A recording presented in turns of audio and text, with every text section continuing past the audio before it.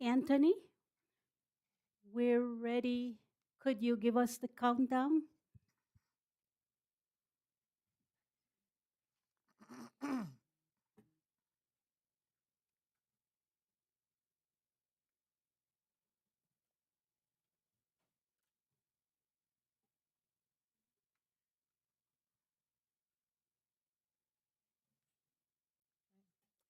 Good morning. My name is Angela Herlock, and I'm the chair of the Chicago Housing Authority. To our residents and guests who have joined us today in board chambers, and to our remote viewers watching the meeting via our live stream video broadcast, welcome to the May 16th, 2023 board meeting. This meeting will now be called to order. Our board secretary will call the roll to establish a quorum. Good morning, Commissioners. Commissioner Brewer, Commissioner Gutierrez, Here. Commissioner Harris, Here. Commissioner Hart, Commissioner Matenki, Commissioner Parker, Here. Commissioner Washington, Commissioner Herlock. Here. Madam Chair, you have a quorum. Thank you, Lee. At this time, I would like to present a motion to approve the order of the agenda, which is as follows. We will start with centering thoughts from Commissioner Harris. We will be followed by a report from our CEO, Tracy Scott. We will then move to public testimony on general matters only. At that point, we will go into committee meetings. We will have the real estate committee meeting and the tenant committee meeting. And then at the conclusion of the committee meetings, the regular board meeting session will resume with voting of committee items, presentation of number 3, and the closed session. I would also like to note that due to a lack of quorum, we will move all finance and audit committee items to the very end of the general meeting. Commissioners, may I have therefore a second to approve the order of today's meeting agenda? So moved. All in favor say aye. Are there any opposed votes, abstentions, or recusals? Hearing none, the motion to approve the order of today's meeting agenda is approved. We will start now with centering thoughts from Commissioner Dr. Mildred Harris.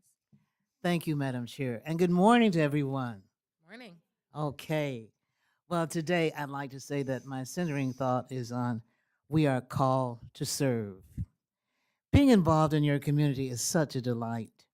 You get to help others in someone's life be a light or a light. In my community, various peoples you will find firefighters, teachers, doctors, and one of every kind. In my community, we always look out for each other. Kindred spirits who treat people as if they were your own brother. Serving comes from the heart. No need to ask why. The opportunity to serve are like the constellations in the sky.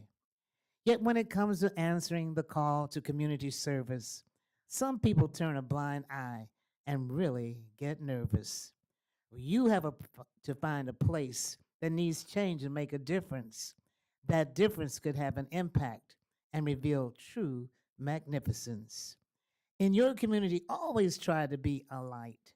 No matter how dark or dull, make it bright. Don't partake in this chaos of world full of hate. Instead, be a part of your community and make it great. When it comes to your community, don't turn away and be blind. Go where you are called and remember to always stay humble and kind. And with that, I'd just like to say that yesterday we celebrated the new mayor, Brandon Johnson, our 57th mayor for the city of Chicago. We want to serve him.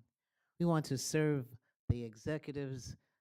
We want to serve the legislators. And we want to serve our new alder persons as well. So I just want to say to you, let us join together and let us go forth, you see, because when we come together, things will happen, good things, and we'll all see. Thank you. Thank you, Commissioner Dr. Harris, for those encouraging thoughts. We'll now move into the CEO's report. Thank you, Dr. Harris. You're always a hard act to follow, but every meeting I try. To the Board of Commissioners, resident leaders, residents, and participants, and members of the public, I would just like to give you a highlight of some achievements over the last 2 months, as well as some upcoming events. So we've gotten off to a very good start this year, and so as I share the highlights, can we put the slides up? Don't see the slides. Okay. All right. Yeah, there we go. Ah, fantastic. Okay. So on this real estate slide, just wanted to let you know that we've closed or begun construction on 6 new developments since the beginning of this year. That's new construction on CHA land as well as major rehabs of our senior buildings. With the addition of these properties and the project-based voucher investments, CHA and its partners are creating nearly 1,700 new mixed-income apartments throughout Chicago. About 500 of those are specifically for families off of CHA's waiting list. So these are just a few examples. West Haven 2D, which closed just a few weeks ago, is the former Horner site that's at Damon and Lake Street. It's a transit-oriented development. There's also BJ Wright, which is owned by Jonathan Rose Companies, and they are renovating, completely rehabbing that entire area where we will have project-based vouchers to support the families there. And then the work continues on Albany Terrace, Edith Spurlock Sampson, and Irene McCoy Gaines, which I talked about at our last meeting. Next slide.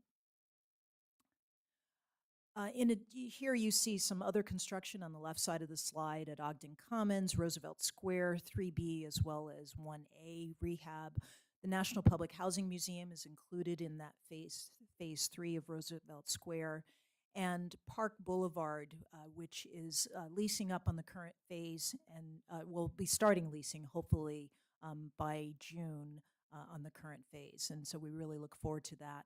That is on the State Street corridor. And then I want to highlight on this slide the right-hand side, which is a student design competition.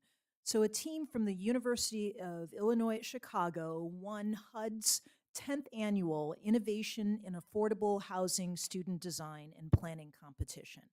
For the 2023 competition, HUD partnered with CHA here in Chicago to challenge 4 graduate teams from Harvard University, the University of Texas, University of Maryland, and University of Illinois. And so it wasn't by design that University of Illinois won, but we know it was just destined, apparently.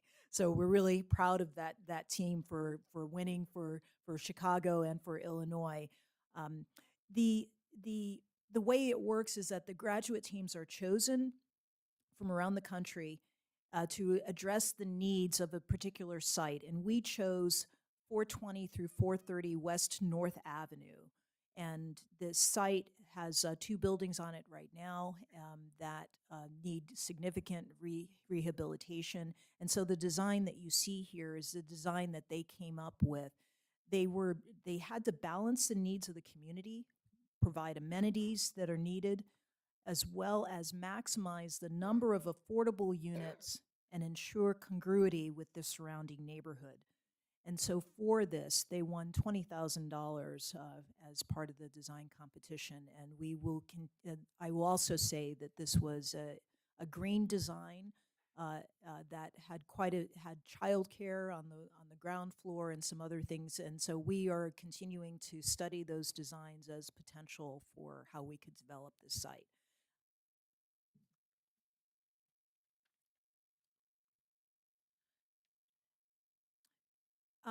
These are just some highlights, and I see, sorry, there's a picture missing there, but these are some highlights from some of our resident events over the last few months. I do want to point out in the center there the AARP computer sessions for seniors, as well as the note there. CHA has been, for the last few years, certainly encouraging families and seniors to get connected to the internet, and bridging that divide, that digital divide, has been a priority for us. And so we were happy to win a grant from from the Federal Communications Commission for $243,000 to help expand the number of families and seniors that are connected to the internet. And we will be doing outreach with the goal of reaching at least 7,000 families over the next year. And we encourage anybody from the public, if you're interested in getting free internet service and being connected, to go to our website, thecha.org/ACP, and you'll find more information. On last week or the week before last, we had our 14th annual owner symposium, and this is on the voucher side, where we invite property owners and other industry professionals to convene, to network, to learn some things about property management, as well as to provide feedback on different initiatives that we have going on. And so that 14th annual owner symposium happened. We had over 500 property owners. This is the first time we've had it in person since the pandemic started. And so there was quite a lot of energy about being in person and having those informal conversations about being good property managers. And then last week, we also received some local and national coverage of our Mother's Day Makeover, which is sponsored by the Daisy Foundation. About 150 moms received pampering and motivational advice from speakers who have faced challenges and overcome them. And then this last slide. Yes, thank you. I mentioned this the last time, can't mention it too often because it's a fundraiser. So on May 18th, this Thursday, we are having our annual scholarship fundraiser for Springboard to Success, where we provide scholarships to CHA students. We have seen wonderful results from not only providing the scholarship, but the supports we provide to ensure that those students not only enter college, have the money needed for that, but also to persist and graduate. And so we encourage anybody who's interested, you certainly can go to our website if you're interested in supporting Springboard to Success or even attending our fundraiser on May 18th. And then I will mention the last thing. We've talked much about our theme, and you can keep that slide up. We've talked much about our theme, Make the Difference. And this week, we will be issuing our 2022 Impact Report, which illustrates the impact of our programs and initiatives for the families that we serve and for Chicago as a whole. And so members of the public can go to our website for an electronic version, and that will be posted in the next few days. And then lastly, I will close on an event that really raised our staff's spirits. And next slide. On April 27th, CHA joined other workplaces as part of the national Take Your Kids to Work Day. We hosted 55 kids, offspring of employees, between the ages of 6 and 17 years old. The day started off with the breakfast buffet and pancakes, and then each department hosted activities including scavenger hunts, taking headshots, a yoga class, lunch with their parents, and then a mock trial in the case of Goldilocks versus the Three Bears. So here's a glimpse of the day.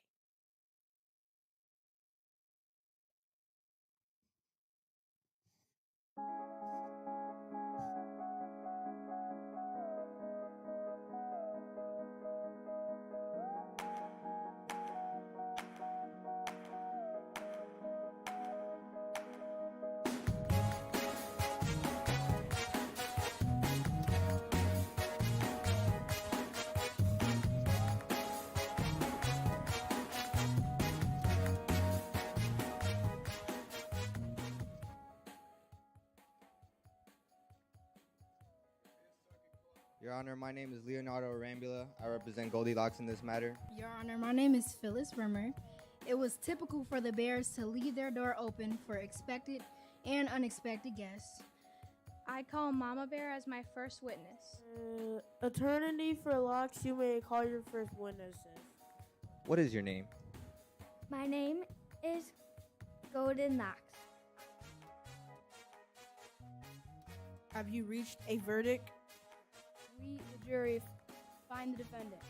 Goldilocks is not guilty of burglary and not guilty of destruction of property. Thank you all for participating in our mock trial. Today we found Goldilocks innocent. You heard all the facts. presented by our lawyers. And as you know, there are two sides to every story. Maybe you think that Goldilocks was in fact guilty. However, today's exhibition shows you that courts have to balance the facts.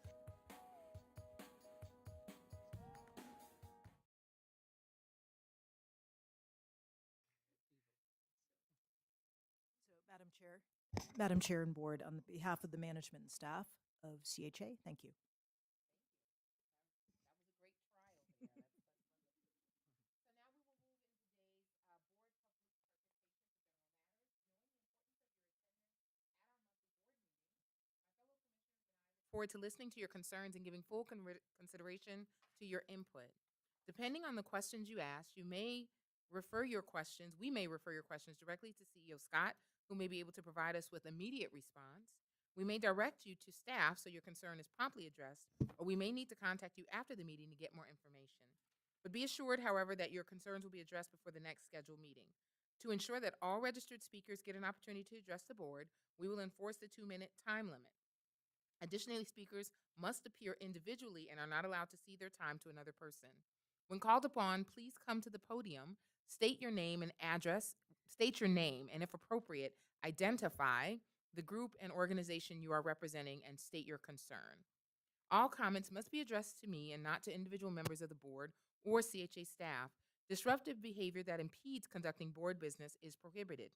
Disruptive behavior includes, but is not limited to, personal attacks, abusive, threatening, or intemperate language, and refusal to abide by the time limitations set forth in the public participation rules. Disruptive behavior that impedes conducting board business is prohibited if the board is unable to conduct the business due to serious and/or continued disruption from the public. I will recess and adjourn the meeting to allow removal of the individuals for egregious breach of order.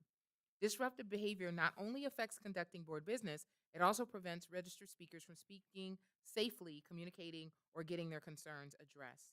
Today, we have a total of 5 registered speakers who will comment on general CHA matters only. The following is the order in which speakers will be called: Mr. Otis Thomas, Miss Brenda Perry, Miss Carla Jackson, Mr. Dallas Pickett, and Ms. Tamiko Holt. Responses to comments presented during the public participation will be posted on the CHA's website. If you have any written materials for the board, please give the materials to the board secretary. After the board meeting, the board secretary will distribute a copy to the full board. Just as a reminder, during the session, we will entertain general comments from the public on any matter, except voting items listed on committee or board agenda. We will have public participation during those times. The public commentary testimony for committee items remains the same. Comments from registered speakers for committee items will be entertained at the conclusion of staff's presentation and commissioner discussions. We'll start with our first registered speaker, which is Mr. Otis Thomas. Okay. We will move to Ms. Brenda Perry.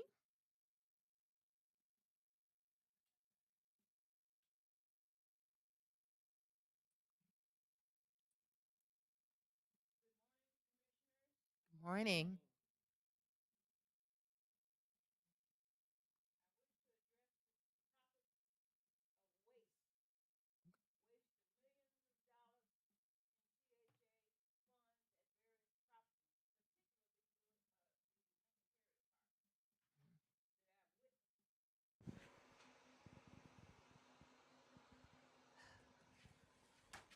HUD has to look a little more closely at CHA and how these contracts are being let. Anytime you have a contract you spend millions of dollars for, and then the work is inadequate and has to be redone, and you have to recontract somebody else, there's a problem. I've been talking about these kinds of situations since 2017, and I have not seen improvement. I hope HUD monitors this meeting as well as the new mayor, because we do have to work together. And yes, you have to come a little bit more to some of your residents to find out what's going on for real. Taking somebody else's word just because they're contracted to do management for you does not mean they manage it. I got a problem with that. We don't have money to throw away. We need things in these buildings, particularly the senior buildings. I hate to say it, but we're close to where we can be looked at. 20 Some of the seconds remaining. services we don't receive puts us almost like senior abuse in some of these buildings, mine in particular. So yes, I have questions about it, and I hope you will resolve it and look into why this money is being wasted. Come talk to us. And yes, I'm looking for follow-up and communications. Your time is up. Thank you. Thank you, Ms. Perry. We'll now hear from Ms. Carla Jackson. Now we'll hear from Mr. Dallas Pickett.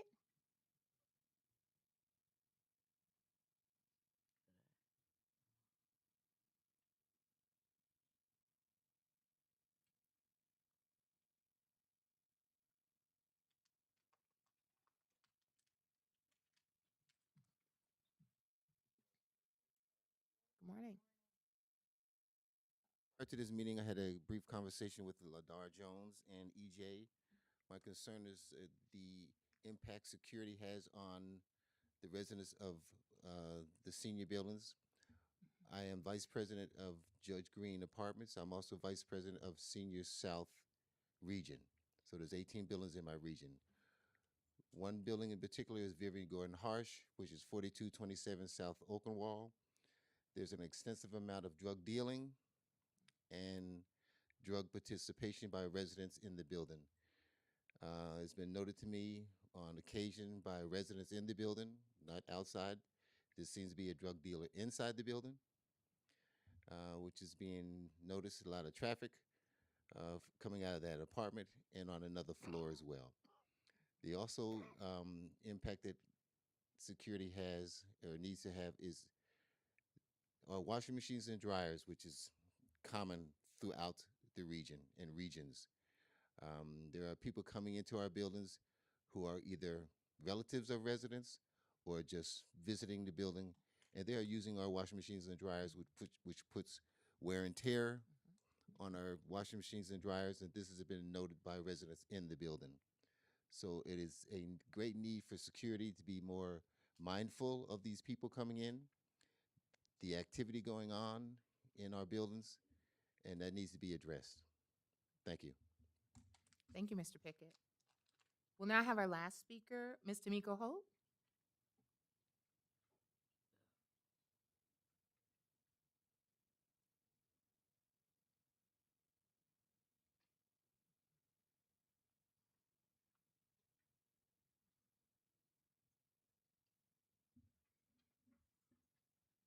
Good morning, commissioners Morning. and staff.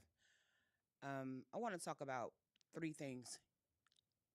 Loomis Courts and the activities you're partaking in as far as moving residents and the decision-making concerning the residents' fate that needs to be moved out of those depreciated apartments. Okay, so you're talking to local advisory council, but yet those residents didn't get to vote for them. They're not their leadership. But no one has met with the residents as far as CHA and helping them to pretty much make decisions concerning their own fate. You're offering them to move them from one bad place to another. No. And you happen to be doing this to a place where one of my children resides, and I have power of attorney. It reminds me of constantly what you did to us as Section 8 residents, what you continue to do to us now. You have leadership that we don't vote for. We have no decision making in who's elected handling the quality of life of the residents. Stop that. You wonder why we're not moving the needle in different areas. Party, song, and a dance, turkey and hams, and you highlight those type of things. I don't see you highlight nothing about residents, long-term residents, moving the needle. There's a reason for that. Nothing is changing. Resident leadership is not changing. That's because of the standards that's set.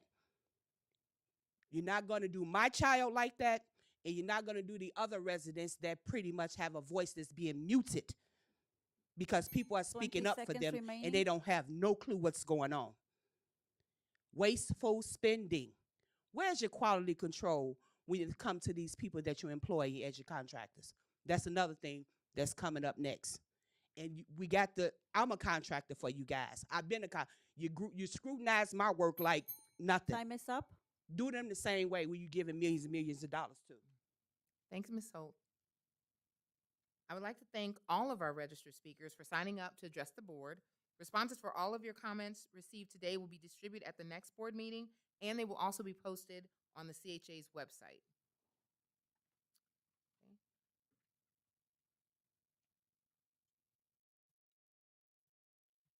We will now, I'm sorry, 1 minute.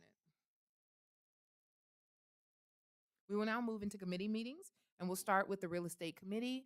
And I will turn the gavel over to Commissioner Dr. Mildred Harris to run the Real Estate Committee in lieu of Commissioner Matanke. He would love that if I said Dr. Matanke. Commissioner Matanke. Good morning again to everyone. Can I hear you say it again? Good morning. Okay, yes. And welcome. Well, my name is Dr. Mildred Harris, and in the absence of committee chairman James Matanke, I will be chairing today's Real Estate Operations Development Committee. Commissioner Matanke is unable to be with us today due to a conflict of his schedule. The May 16th meeting is now called to order, as I have done the gavel again, okay? And the board secretary will call the roll to establish a quorum. Roll call, please. Commissioner Gutierrez, Here. Commissioner Parker, Here. Commissioner Matanke, Commissioner Harris. Here. Madam Chair, you have a quorum. Thank you, Lee. I'll let the record reflect that Chair Hurlock and Commissioner Hart and Washington are also in attendance, but not counted for the quorum, okay? We have 2 items for consideration today by this committee, items 2 and 4. Item number 3, the job committee will be presented and voted upon at another later this morning. I would like to say the first item for consideration by this committee is item number 2, authorization to take actions necessary for the disposition and sale of land at 5402 South Dearborn Street. And this item will be presented by our very own Ann McKenzie, Chief Development Officer. Good morning. Good morning, Commissioner Harris, and thank you so much. With me is Anthony Alvarez, Senior Development Manager, so he can answer questions maybe that I can't, but I'd like to present this matter, please. And also with us today is Kamal Murray from Center Court Development, LLC. Center Court Development, LLC approached the CHA regarding a small piece of land at 5400 through 02 South Dearborn Street. This is at the southern end of our former Robert Taylor land, and which is now called Legends. The site is approximately 4,300 square feet, and it is the only land that CHA owns on that block south of Excess Tennis. Center Court Development LLC was formed by Kamal Murray, who is also the developer of Excess Tennis, with the intended purpose to develop housing on the south side of Chicago. Mr. Murray plans to build 39 units of housing on a group of lots that he has purchased along that area. So our lot is just a small part of a much larger development. 35 of those residences will be market rate and 4 will be affordable, up to 60% of area median income. The CHA-owned lot is just a small part and will complete this development. This action has a number of benefits to the CHA, and the development team strongly supports it. This is part of our strategy for the former Robert Taylor land. It's housing in a mixed income housing. It also, Mr. Murray will pay the appraised value, which is $25,500. And this sale will add, as I said previously, it's going to add market rate units along South State Street, which is part of our long-term development strategy for Legends South. Again, I welcome any questions, and I have Mr. Murray here if there are any questions for him. I would just like to ask Mr. Murray if you would like to approach the podium and tell us a little bit about your project. Me to speak at the meeting. So I own the lot adjacent to this lot, and the lot is only 21 and a half feet wide, so it's not buildable without you all's sliver that is right next to it. And so I intend to build 6 units. One of them will house a CHA employee that I've employed for 17 years. It is the lot that's directly south of my site, part of my parking lot. And so I'd like to have workforce housing so that my employees can walk to work. He's on one leg. And I also have residents that have moved closer to work. And we are in desperate need of housing. We are 4 years behind our housing plan. We created Excess Tenants as a community anchor. And so far, we are still the only ones south of 47th Street. So we are on a mission to try to change that because my name and my legacy is tied to that building and all the land around it. And so I hope that this 4,000 square foot lot helps me build a six unit building, and we can continue our mission of providing a new community built around sports and education. Are there any questions from our commissioners? Yes. Mr. Murray, I'm aware of you. I'm aware of Access Tenants. I'm aware when you first opened up, you hired nothing but public housing residents. Some are still there. You always welcome our kids to your venue, and we really appreciate it. And you're reputable. You're a stand-up guy, and I'm trust that you're going to do the right thing. And welcome to our community. Thank you, Mr. Commissioner Washington. Commissioner Parker? Yeah, same, almost the same sentiment. It's just a pleasure having you guys on the State Street corridor where it was with a lot of vacant land, and so you brought new activity, new life to that area. And I just wanted to know what made you venture into real estate. What brought that on? Well, it was just forced, right? Well, years ago, we had the Access Tenants program on 47th and Lake Park, and we were being put out of our facility. And so we either shut the program down or find a new home. And so we found a new home in the State Street corridor. One of the reasons why we moved further west was so that we could be closer to the middle of the city. We found that on Lake Park. The fact that you had to take 2 buses and 1 train to get there because you had to go so far east limited the participation for minority residents. It made it great for High Parkers, but not great from Inglewood and Chatham and Woodlawn. And so our goal was to move to State Street, which is 0 East, 0 West. And so now people can get off at the red line and walk without taking a second bus. Or people can take the State Street bus just north and south without having to take a second bus at 47th Street to go far east. And so that's what we made us to go there. So by default, we had to build our own facility. And then also by default, we also found that we had an employee housing issue, and we had residents who realized that they come play tennis 5 days a week, and they go to Walmart once a week. And so they have a desire to move closer to the place that they go to 5 days a week versus the place that they shop at once a week. And so now we're trying to build a whole community so that people can walk to tennis, walk to Beasley, walk to Beethoven, and then walk to tennis afterwards, and then get on the bus once a week to go shop somewhere else. Oh, that's pretty cool. My last question is, with the 4 units you're proposing for public housing, is that going to be in the first phase? It's in the first phase. This lot is integral because it is the lot that's furthest north, which is immediately adjacent to Excess Tenants. And so thinking like a developer, now we want to develop from our lot line south as opposed to scattered. So your lot combined with the lot that we already own will be the first building that we build. Oh, thank you. Thank you for. I'll say one more thing. Yes. And if folks is looking at the lot, the moment giving up land, that is a partial land that's had a street light on it. Me and the building president, a lot of us residents from 5322 used to go out there and just sit on that lot with our card table and play billiards and drink all night. Nothing was never built on this land. It wasn't enough to build anything on.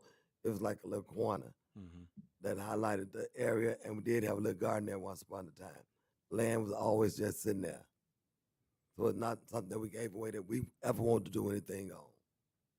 And I have pictures to prove it from back in the day. I have a question for you also. I'd like to ask, will the residents have an opportunity to live there under HAP or other programs? 100%. So our attendance programs are free for CHA residents every day of the year, including summer camp. We also just renovated the Terrell School, where my dad went to elementary school. So the entire second floor of that school has free after-school programming that's available to anybody, CHA or not. It's run by an organization called SBEV, which is the community development arm of the people who bought Mercy Hospital. So Insight Hospital created a community development arm called SBEV, and every night they give free snacks and homework assistance to kids, whoever can get there, CHA or not. So this is just creating a whole corridor of programming, of academic and athletic programming. And I have spent $1 million of my own money just to get that building up and repair the HVAC, repair the electric, repair the windows. So please come take advantage of it. Thank you.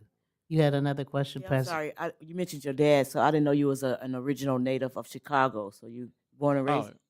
Yeah. My whole family from the neighborhood. So my dad went to Terrell. My dad went to DuSable. He walked up and down State Street back in the day. He wasn't allowed to play on the yard. He played on the second floor of Berean Baptist Church, because in the neighborhood then, people who had potential, they put you on the second floor. So now I know all about it. So we got a South Side success story. Thank you for what you're doing with. If there are any other questions, I'd just like to say that your input has been very informative and inspirational, really.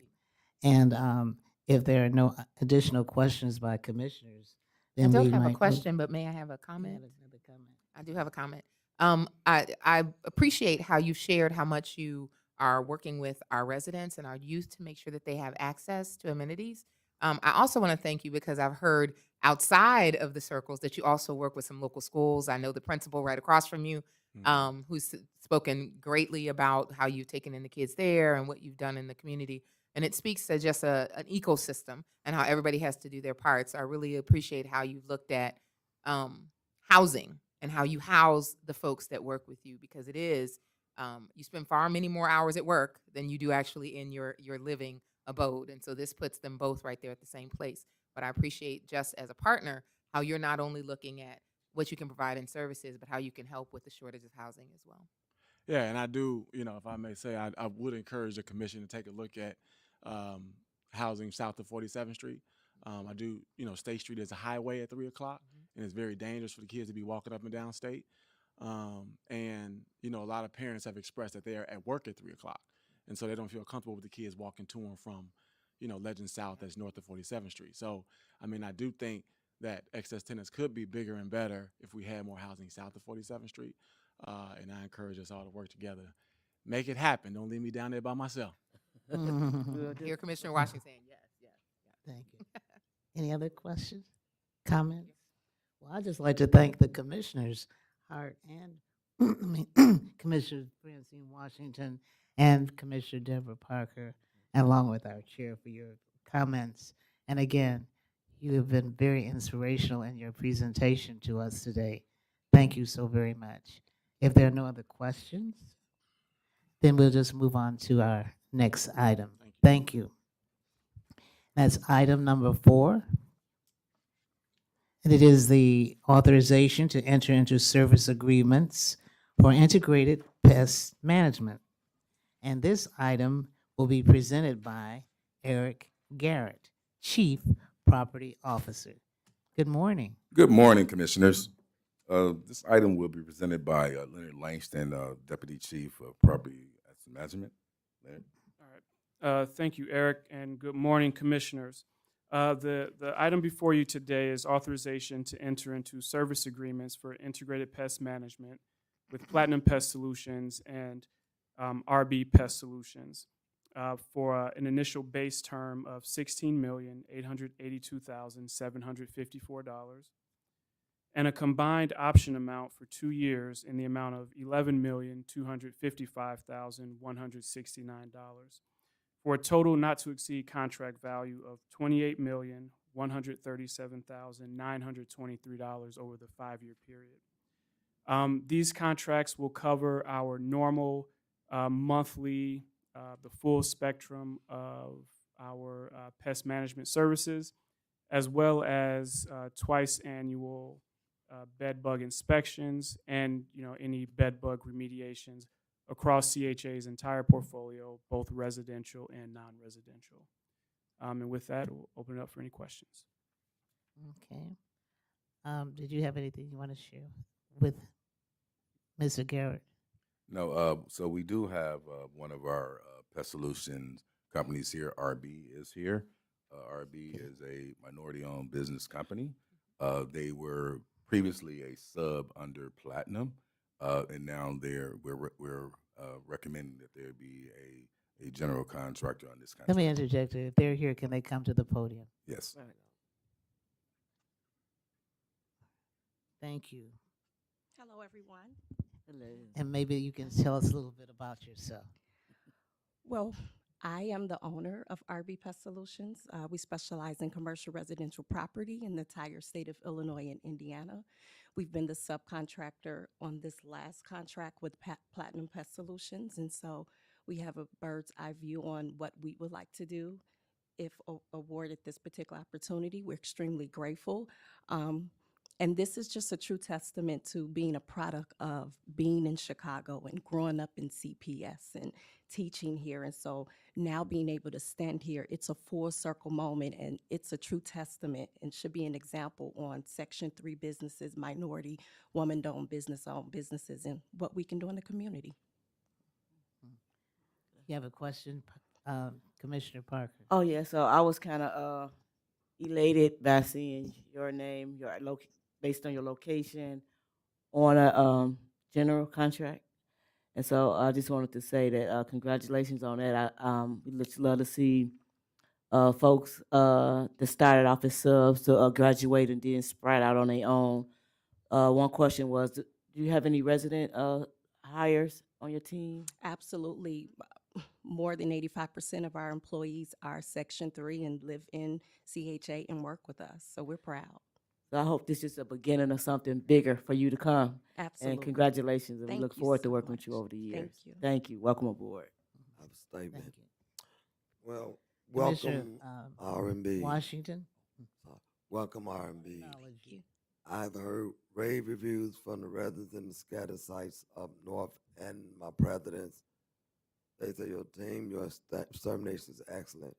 I wish Platinum was here because they kind of suck right now. I'm just being straight up. I don't know what chemicals they're using, but they're not working. They are not working. And I hope you don't start watering down your products. Keep them the strength that they are, because they are really working. When presidents and residents say extermination is good, I say, damn, when can we get them on the south side, all over CHA? Yes. But welcome. I hope you continue the job. And sometimes people get complacent. I hope you don't become complacent. Mm-mm. Absolutely not. Y'all have to get better. As a minority and a black woman, you have to get better and better. And I don't know about Platinum. We're going to give them one more year, 3-year contract or not. They're going to have to go. Now, they should have been here. They had a big, anybody with this much money should be here. They suck right now. I watch them water down their products. They don't care. Yes, staff goes around with them. Staff don't even pay them any attention. They so busy talking and yin-yang, and I'm telling you, they need to change the way they do business, or they need to go. So no, thank you, Commissioner. You're welcome. I'm serious. Yes, ma'am. If there are no other questions by commissioners, then I'd like to say I'd like to thank you for sharing. Thank you. However, we can move on to public participation. And so we have one registered speaker, Ms. Tamiko Holt, who requested to comment on item number 4, integrated pest management. Ms. Holt, can you please come forward? Thank you. I like to say that you're very consistent, and I like that about you for the many years I've seen you. And just want to thank you for your persistence. No. So let me tell you, Dr. Mildred Harris, my persistence comes from being a CHA resident all of my life. And once I started to grow older and start to understand the space around me and to see the perpetuation of the same thing happening to the next generations coming after us, that's what got me here today. My mother did it before me. Her name was Ingrid Hope. She was a part of the team when it was ROB businesses. So I was learning and watching then. Didn't quite understand until I got older and had my child and was in CHA still. So this is what makes me so consistent and stern. I don't go alone to get along when it's wrong, but I praise when things is going like it's supposed to. And like we all pretty much, I'm so used to our people being used as human capital. I'm tired. And it's happening to the generations that's coming after me. And something's got to give. It's seriously. But I want to talk about pest control. And I was listening to one of the commissioners speak. Once again, we're talking about leadership, but nobody is talking to the customers. Each and every customer that is getting these services. The residents. Does that make sense? Can't nobody tell you like the residents. And what I mean by everybody, we want to act like that everybody is in tune with one another. When half of the residents, the 3/4 of the residents don't even see their resident leadership, okay? They don't meet with them, okay? Let's be honest about what's going on. I want to see my people moving the needle. I want to see my people living in places where living in 20 seconds living remaining. quarters where they didn't have to get used to their living conditions, and now they just tired of complaining because they don't have no money to move nowhere else, and they don't have no other choice but to put up with it. Please stop that. And once again, job order and contracting, you're up in the dollar amount. Time is up. Procurement was took away from the PPMs for a reason, and you gave it back to them. It was for corruption and stealing money. Thank you. Commissioners, you have heard comments from Mrs. Holt related to item number 4 today. Do you have any further questions or comments? Hearing none, I will present an omnibus motion for approval of items 2 and 4. So moved. So moved. All in favor, say aye. Aye. Are there any opposed votes, abstentions, or recusals? Hearing none, items 2 and 4 are approved by unanimous vote. Thank you. If there are no further business to come before the committee, I will make a motion to adjourn this meeting. Is there a second? Second. All in favor, say aye. Any nays? Okay. The Real Estate Operations Development Committee is now adjourned with what we have to share today. Thank you. Thank you. We'll now go into the Tenant Services Committee that will be run by Commissioner Megan Hart.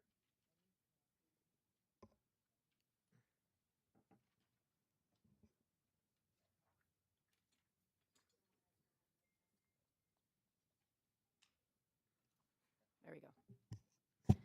Good morning and welcome to the May 16th Tenant Services Committee meeting. My name is Megan Hart and I'm the chair of the Tenant Services Committee. I'd like to call today's meeting to order. The board secretary will call the roll to establish a quorum. Commissioner Brewer, Commissioner Harris, Commissioner Parker, Here. Commissioner Washington, Commissioner Hart. Here. Madam Chair, you have a quorum. Thank you, Lee. Let the record reflect that Chair Hurlock and Commissioner Gutierrez is also in attendance, but not counted for the quorum. We have one item for consideration on today's agenda. This item will be presented by Mary Howard, Chief Resident Services Officer. Item number 5 reads as follows: authorization to execute an intergovernmental agreement with the City Colleges of Chicago. Mary, will you take it away? Certainly. Good morning, everybody. This item requests authorization to renew and enter into an intergovernmental agreement with the City Colleges of Chicago for a 1-year term with 4 one-year options for a total of 5 years and an amount not to exceed $4 million. We've been working with City Colleges since 2005 to support CHA residents and participants in their education and vocational goals, and refer to this IGA as the Partners in Education Program. Funding through the IGA supports students where financial aid does not cover, including during the summer to promote college persistence for those who've returned home, as well as for those who may not be financial aid eligible. We continue to work with City College's staff to increase the number of students who enroll, retain, and complete their degree or certificate program. And some highlights of our current IGA included an average of 523 semester enrollments, an average of $800 in financial support per student, an average retention in these past 5 years between 63 and 74%, and an average of 97 awards conferred annually, as well as a median wage following graduation of a little over $28,000, which is slightly higher than our average wage earning residents overall. We know currently that 24% of all CHA residents attending city colleges receive support through Partners in Education, which means that we're missing about 76% who also attend city colleges but don't come through this portal of Partners in Education. So our goal with the new IGA is to increase this number and either have them receive financial support or make sure that they are engaged in our other programming like our Level Up Family Self-Sufficiency Program or home ownership or our work services. We also intend to increase the number of semester enrollments, maintain our retention, and increase the average number of degree or certificate completions. And partly we'll achieve this through a new data share that we have with city colleges that will enable us to get more real-time information about who is enrolled. Historically, we get this in a lag way through a data with the National Student Data Clearinghouse, but now we'll be more directly connected with city colleges so that we'll know who the students are who are attending city colleges and be able to outreach them and provide them supports as necessary. James Taylor, not the singer, but our project coordinator at city colleges, is with us this morning if we have specific questions. Otherwise, I'm able to answer any additional questions you may have. Where is he at?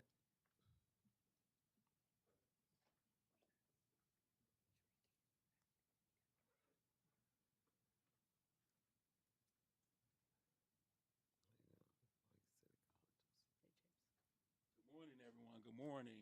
My name is James Taylor. I'm one of the project coordinators with the Partners in Education program. I've been with the program for about a little over 3 years, helping CHA residents obtain credentials, whether it's the stackable credentials we offer at city colleges, certificates, programs to help advance their careers, forklifting, which is one of our professional person development classes. And so this program has been very close to my heart. Being a former CHA resident, when I'm recruiting students and talking to students, I always tell them, this program was not around when I was doing undergrad. So I tell them to take advantage of these opportunities and continue. That way we can keep this program going. And our students have been very receptive to the program. So I always keep my former residency at hand to get those students to feel welcome at city colleges and continue with the Partners Education program. Thank you, James. Commissioners, any questions? No. Commissioner I'd just like to Washington? ask, did we meet our 2022 deliverables? Did we exceed our 2022 deliverables in terms of with your program? Yes, I think that's very possible, especially with the data sharing. That will help increase those students who are participating. That way we can recognize those students who are within the city college system and get those more students enrolled in those particular programs that they're looking to take. Okay, Yeah, thank you. Definitely. Well, I'm glad y'all doing the sharing thing now because although y'all go about stats, CHA, and how many people come to the program, there's a lot of residents going to city colleges. A lot of them come to our office sometimes just to download of the system acting up or the system all coming off just to download different programs and do PowerPoints and all that stuff. A lot of them invite us to graduations, and we always seeing somebody, hey, Miss Rodney, hey, Mr. Miles, hey, Miss Ware. A lot of the residents kids recognize us when we go to some of their graduations. Yes. So you do need to actually get a grip on how many people is actually in city colleges. It's twice, 3 times as many as you all think. A lot of us do go to school. A lot of us do graduate. A lot of us do go on to other 4-year colleges, universities. Definitely. So just keep up the good work and keep up with us. Some Yes. folks needs help. Although the city colleges offer a lot, if you don't go through CHA, but some of us still needs help because it's also all our funds. So that was kind of like my question. If you can't like identify the residents, how do they identify you? Like, how do they know the program exists? Is it flyers?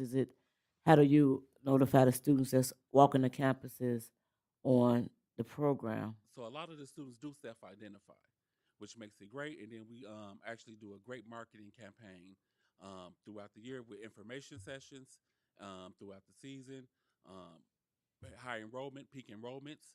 We try to get those students who are verified as CHA residents come and enroll in the programs that I offer.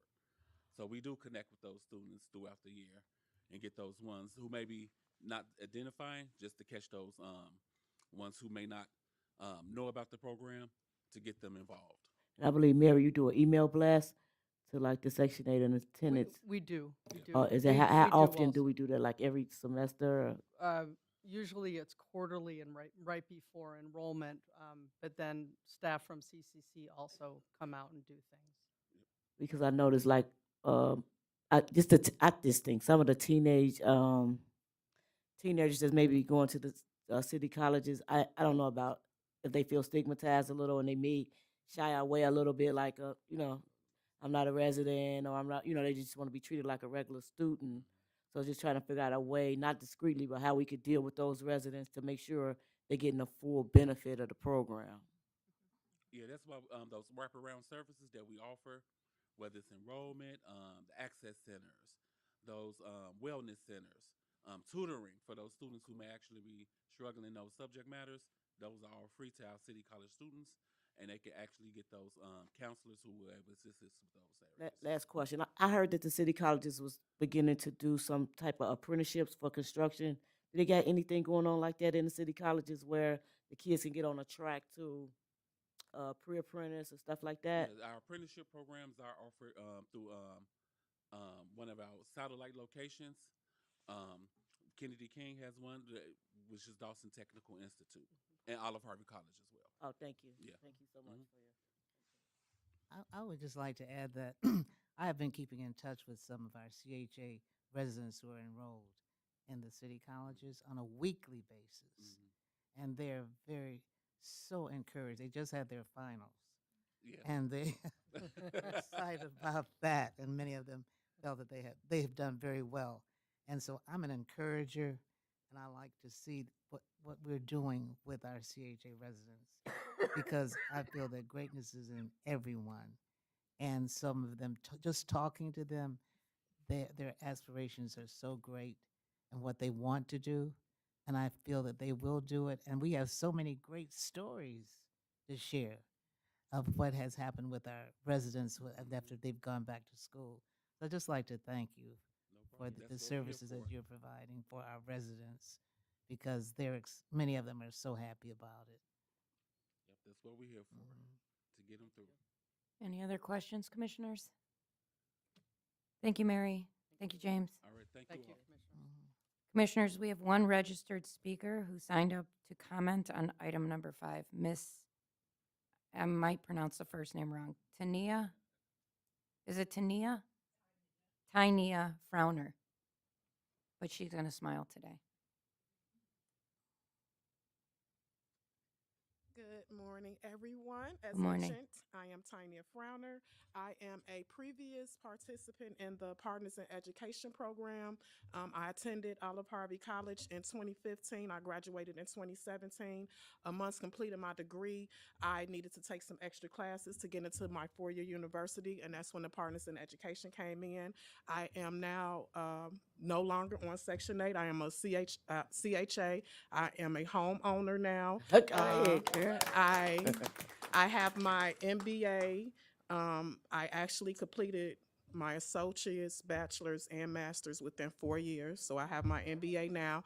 I currently work for City Colleges of Chicago at Harold Washington. I am a college advisor, which is the fourth position I've held since I've graduated. I actually started working there a year before I graduated. A lot of it is definitely due through CHA as a whole, as well as this Partners in Education program. It allowed me to continue to get what I needed to do, as well as not only myself, my 24-year-old son is now my voucher holder, and he's also a participant in the Partners of Education program. He's going to Olive Harvey, pursuing his cybersecurity degree. This is his second go round. He kind of got held up with the pandemic, so this is allowing him to actually pursue a totally different degree now that he's finally found himself, and without having to take any additional costs, which is amazing. So this program, I think, is something that definitely should stick around. As I said, I'm a college advisor, so anytime my students identify to me, you know, I'm boosting this. Even if they 20 don't, I seconds boost this remaining. program just to see if somebody's going to say, hey, I am a CHA holder, because I'm very big on utilizing the resources we have. They work. I'm a proof of that, so I always try to push for it, and I think it would be very beneficial for us to keep this partnership going. Thank you. Thank you. Thank you. Can I just say, can I be in your class?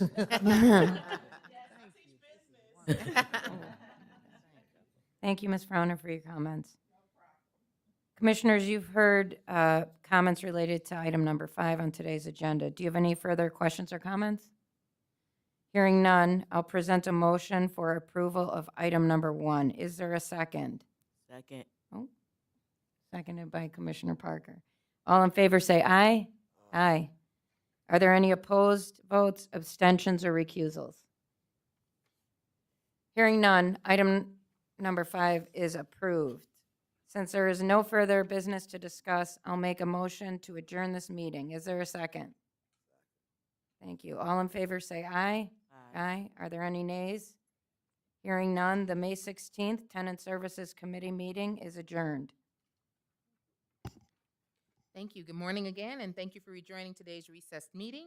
We just finished with presentations and discussions and votes of items for committees.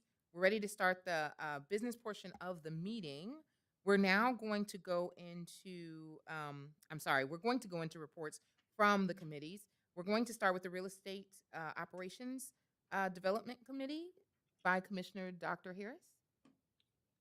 Just the report for the committee. Thank you.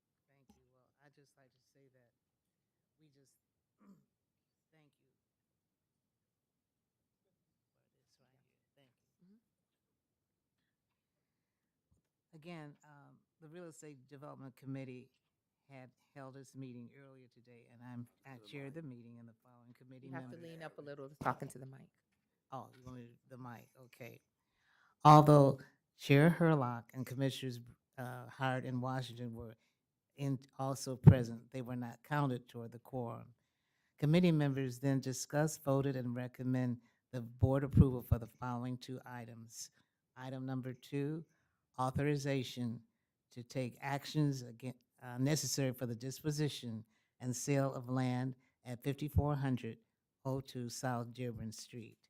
Item number 4, authorization to enter into service agreements for integrated pest management. Madam Chair, on behalf of the Real Estate Operations Development Committee, I would like to present an omnibus motion for approval of items numbers 2 and 4. Thank you so much, Commissioner Harris. We have an omnibus motion presented by Commissioner Harris for approvals of item number 2 and 4. May I have a second? So moved. Second. All in favor say aye. Aye. Are there any opposed votes, recusals, or abstentions?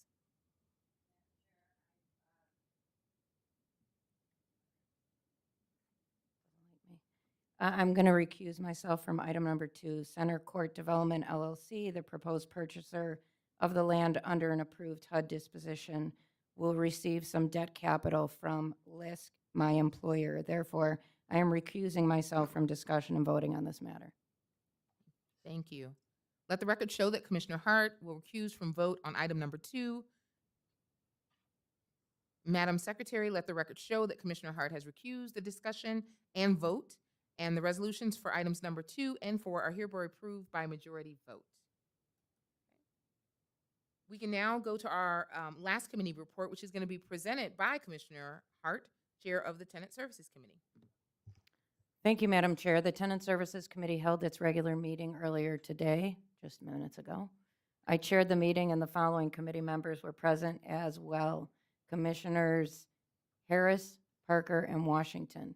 Present but not counted for the quorum were Chair Hurlock and Commissioner Gutierrez. The Tenant Services Committee members discussed, voted, and recommend for approval the following item. Item number 5, authorization to execute an intergovernmental agreement with the City Colleges of Chicago. Madam Chair, on behalf of the Tenant Services Committee, I'd like to present a motion for approval of item number 5.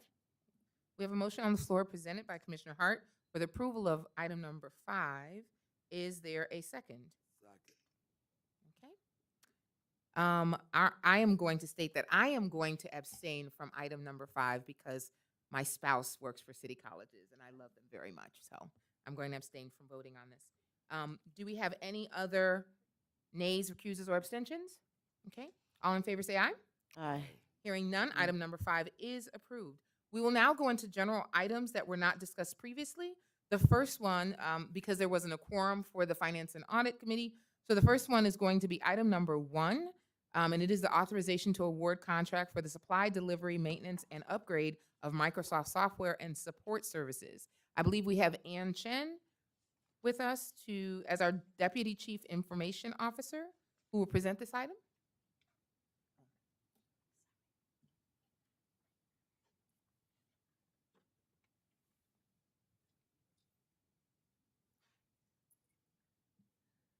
Good morning, everyone. Morning. Morning. And I'm This also item- acknowledging Sheila as well. Good morning, Commissioners. Thank you. This item is a recommendation to enter into an agreement with the Creon Software Experts LLC to provide Microsoft Enterprise Agreement licensing consisting of a 3-year base term with a not to exceed amount of $2,531,472 from July 1st, 2023 through June 30th, 2026. Creon Software Expert LLC is a top 10 global Microsoft licensing solution provider in over 45 countries. This agreement provides licensing for Microsoft 365, SharePoint, SQL databases, Windows operating systems for desktops and servers. I'm happy to answer any questions you may have. Commissioners, do we have questions? I just got one on the contingency. What's the contingency additional licenses? That's is prepared for any expansion of the utilization of Microsoft products because we would like to use more on the reporting, dashboards, and workflows. Those will require additional license. Were there any additional questions? Was this competitive? This bid was competitive? Correct. We got the lowest bid. Okay. Thank you. Hearing no other questions, may I have therefore a motion to approve item number 1? So moved. Okay, is there a second? Okay, all in favor say aye. Aye. Are there any opposed votes, abstentions, or recusals? Hearing none, item number 1 is approved via the board. We will move on. Thank you so much. Thank you. We will move right on to item number 3, which is the next item on the agenda. We'll have item number 3, authorization to increase the contract value of the job order contracting standards agreement. This item will be presented by Eric Garrett, who's our Chief Property Officer. Madam As Chair, a- could I- I'm sorry. As a reminder, comments from registered speakers will be entertained after the presentation by the staff and discussion by the commissioners.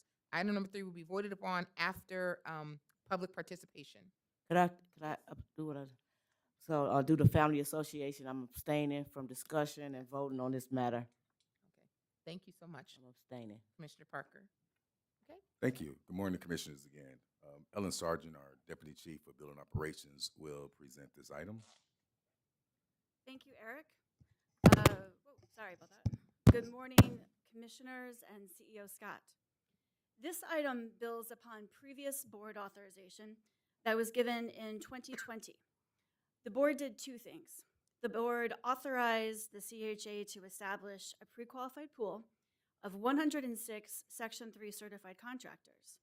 And the second thing that this authorization did was to cap each individual contract at $1.5 million. With this initial authorization, the collective or aggregate contracting authority of this pool equaled $159 million. But however, each individual contract remained capped at $1.5 million. In the past 3 years, since this authorization was given and the pool created, we have decreased the number of contractors from 106 to about 81. And although we have not exceeded or even close to that overall contract, the collective amount of 159, we do have 27 of these initial contractors who are reaching or at their 1.5 individual contract amount. So today we're asking the board to increase the authorization for these 27 contractors from 1.5 to a 2.5 million individual authorization for their contract amount. The contract amendments that are associated with the recommendation are required for the CHA to complete the needed capital projects that have been planned and budgeted in the 2023 capital plan. This work is inclusive of porch replacement, exterior renovation, and unit turns, as well as to help us reach our HUD commitments for RCC work, RAD conversion commitment work, in our RAD portfolio in our senior buildings. That sort of work is going to include things like interior renovation, mechanical, electrical, and plumbing projects so that we can close out all of those projects and fulfill our commitments to HUD. The contractors who are not receiving this increase in their authorization of their contract amount will still have the ability to attain new projects up to that $1.5 million initial contract authorization. And of course, as I said before, this is the third year of the contract. The contracts end this September, and we have a new RFP that's out for to establish a new pre-qualified pool of contractors that is available on our website. And with that, if there's any questions. Thank you, Ellen. Commissioners, do we have any questions? I have some statements. Absolutely. Commissioner Washington? These contractors, some of these folks is good, and to me, some of them just taking on space. They have become complacent. They at the $2 million mark, and they start off okay, but now they become complacent. They don't care. They don't take pride in their work. If you give them a set of units to do or a building, before they even finish that, you give them another set, they move it on. They're not completing work. They have learned how to camouflage. Once a resident move in, you find holes behind the wall, stuff falling apart. They didn't patch up the holes. They kept painting over trash and stuff in the radiators to clean them. They don't clean the windows. Some of these apartments look like, I know the major contract, not just ones out on developers doing those units. Some of these places look like shit, for real. They need to take pride in their work or they need to leave. And not all of them is Section 3. None of them hire residents. I'm out there looking at them. That's why when I go out there, they always, hey, Ms. White, how you doing? Trying to talk me to death. That's why I was scared somebody with me. Are you talking me to death? Trying to style and profile. I got somebody in the same unit checking out all your work.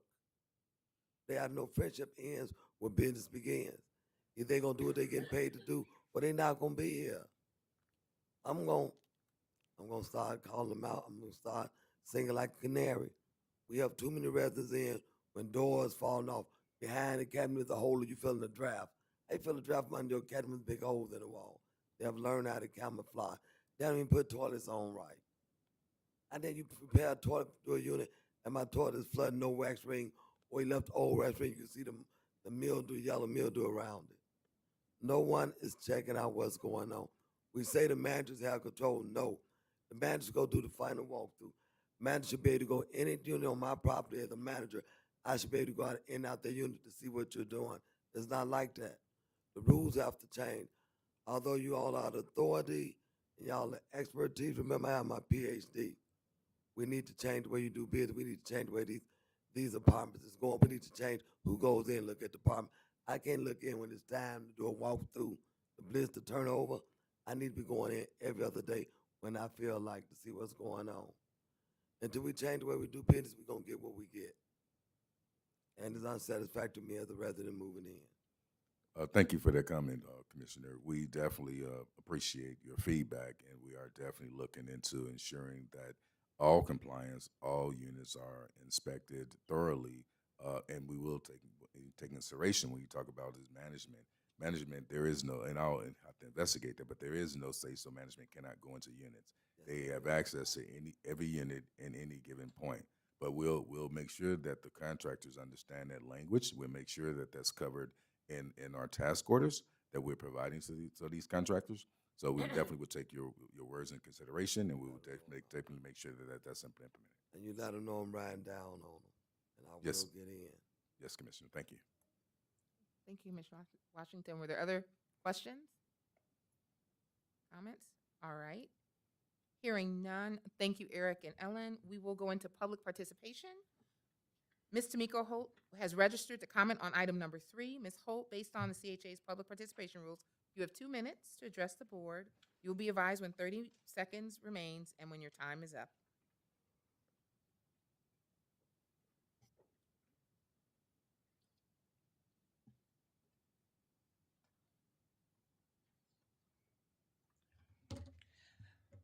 It's me again. So the commissioner just regurgitated some of the stuff that I was saying. So as a contractor, couldn't happen with me. Well, I wasn't, because I've lived in public housing. My family lives in public housing. I know what to do. I would know what we were tired of, and I know what I would like to see them in, because I would want to be there. So that's how they're supposed to do their work, right? But there's a such things as inspections, and they're happening every time we put in a pay application. And it's supposed to match up with the scope. First of all, these apartments are not being scoped properly. Let's talk about that. So we can only do what we are being pretty much paid to do, not extra, unless they want to pay extra. But when you tell them about the extras, they act like you haven't said none of this is something that you're just supposed to do. That's why I used to use that term sharecropping, treating us like that while we're working for you. You don't do the big guys like that. Stop doing us like that. And they turn in units that look, that look, you know what I'm saying, as far as they look substandard. But you don't do them, the ones you pay the millions of dollars to, the ones developers always use. So with that being said, your apartments are not being scoped properly. These management companies know the complaints that the residents was giving them, or the complaint log that they had before these apartments became vacant. Does that make sense? It seems like to me that would be automatic. Your apartments are not being scoped properly. Thank you. Thank you, Ms. Holt. Commissioners, you have heard comments related to item number 3 on today's agenda. Also note that Commissioner Parker has recused from the vote on item number 3. Are there any further questions? I'm sorry, abstained. You're right, abstained. There any further questions or comments? Okay. Hearing none, I will present a motion for approval for item number 3. Is there a second? Second. Okay, all in favor, say aye. Aye. Are there any opposed votes? We have the 1 abstention, or any recusals? Let the record show that we already recorded that Commissioner Parker has abstained. And thank you, Commissioner Parker. The resolution for item number 3 is hereby approved. A few announcements before the board goes into closed session. Our next committee and board meetings are scheduled for Tuesday, July 18th, 2023. As an important announcement, we will, with the expiration of COVID disaster proclamation, advanced registration for attendance at the committee and board meetings are now suspended. That is starting as of July 18th board meeting. You will no longer need to register as an observer for our committee or board meetings. However, persons wishing to comment at the CHA committee or board meetings must submit questions or comments in writing and online to boardpubliccomments@thecha.org no later than 10 a.m. on Monday, the day preceding the board meetings. Visit our website or call the board secretary's office to stay abreast of information on board-related meetings. I will now present a motion to go into closed meetings for approximately 60 minutes. In addition to item number 6, listed on the agenda, in accordance with the Open Meetings Act, the board may discuss matters under the following exceptions: personnel-related matters under C1 and C2, pending, imminent, or probable litigation under C11, purchase, sale, or lease of real estate property under C5 and C6, and audit reviews under C29. May I have a second? Second. All in favor? All right. Are there That's good. any opposed? I'm sorry. I need a clarification. You said that starting in July, you don't have to call in and make an appointment, just walk into the meetings. Right, to attend the But- meetings, To attend the meeting, but if I make a comment, you have to go online for the comment. to go online or reach out to the board office the day before by 10 a.m. You have to submit your desire to make a comment the day before. That's the process. Was there any other questions? Clarification, I didn't get it, but I got it. Okay. We will now go into closed session and be back in approximately 1 hour. Thank you. Madam Chair, may I, before we close the meeting, with regards to or closed session, could you please add collective bargaining agreement? Yes. Thank you. Record. To the record that the collective bargaining agreement will be added to the topics discussed in closed session. Thank you, Madam. Thank you. All right. We will now go into closed session.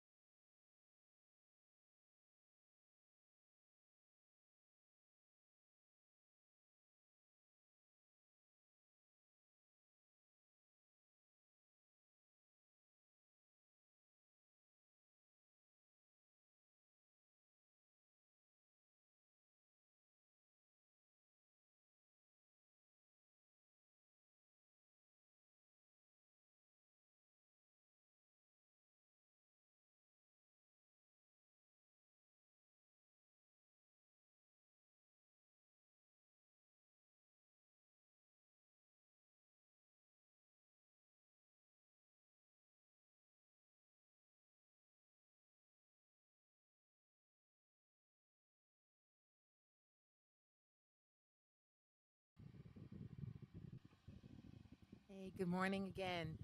We will call the meeting out of the recess back to order. Lee, can you do a roll call, please? Commissioner Brewer? Commissioner Gutierrez? Here. Commissioner Harris? Commissioner Hart?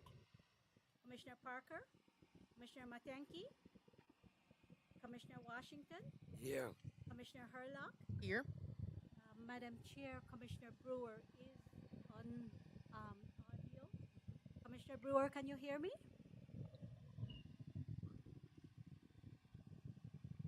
Commissioner Brewer, are you there?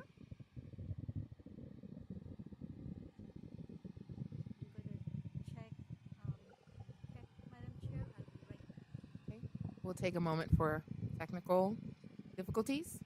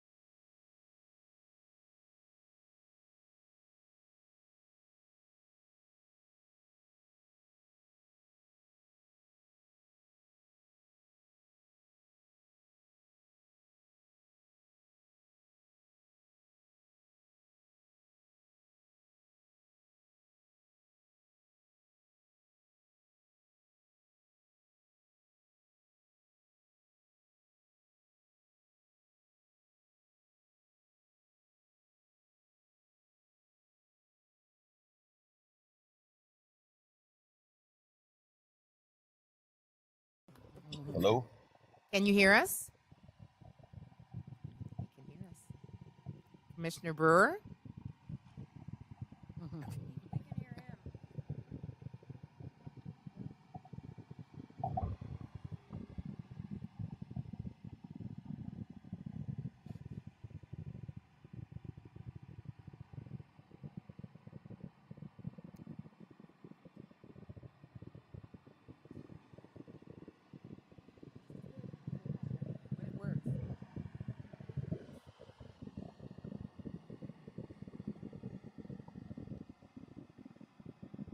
Hello? Hello? Yes, can you hear us, Commissioner Brewer? I'm not sure if you hear me, but I cannot hear you all. Okay, we can hear you. And I also can't see. Open your eyes. We're halfway there now. Why you put them on the screen? We can just pull them up on the screen. We can just pull them up on somebody's. Can you hear us? Oh, in the I can booth? hear now. And you can hear now? Yes. Wonderful. Okay. So thank you. As we mentioned before, thank you so much. Commissioner Brewer has joined the meeting by remote means due to the cancellation of his flight to return to Chicago. We would like to make a motion to allow Commissioner Brewer to join the meeting by remote means. May I have a second? So moved. All in favor say aye. Aye. Any recusals, abstentions, or denials? Okay. Commissioner Brewer, you have officially joined the meeting. Earlier today, we inadvertently voted and approved item number 2, disposition of sale of 5400 to 02 Dearborn Street. However, since Commissioner Hart had to recuse herself from the discussion, when we voted on this item, we lost our quorum for item number 2 only. So since Commissioner Brewer has now joined the meeting, we will retake the vote for item number 2. Commissioner, may I have a motion to approve item number 2? Is there a motion to approve item number 2? So moved. Okay. Is there a second? Second. Thank you so much. All in favor say aye. Aye. Okay. Are there any Aye. opposed votes? We do abstentions, and we do have the one recusal from Commissioner Hart. Hearing none, let the record show that Commissioner Hart did recuse, and the item is now properly voted in. Madam Chair, the record would also show that Commissioner Brewer voted aye for this item. Yes. Thank So you, we'll also Brewer. show that. Thank you so much, Commissioner Brewer. We will now go back Thank into you. closed session. Do I have to do a whole motion? May I have a motion to go back into closed session? Yes. Okay. Okay, second? Second. Okay, all in favor say aye. Aye. Okay, thank you. Aye. We'll be back, and again, approximately 45 minutes.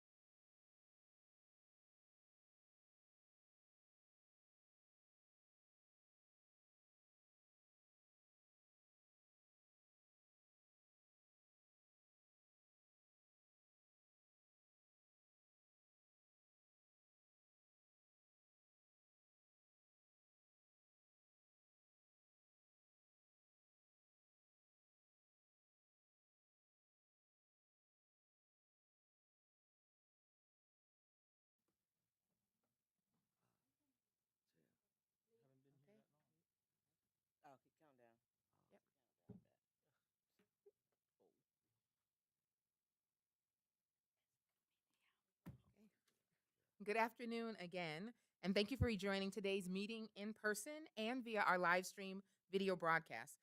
Commissioners just finished meeting in closed session where we discussed items number 1 and other matters under the closed meeting exceptions. Our board, actually number 6, and our board secretary will take roll call.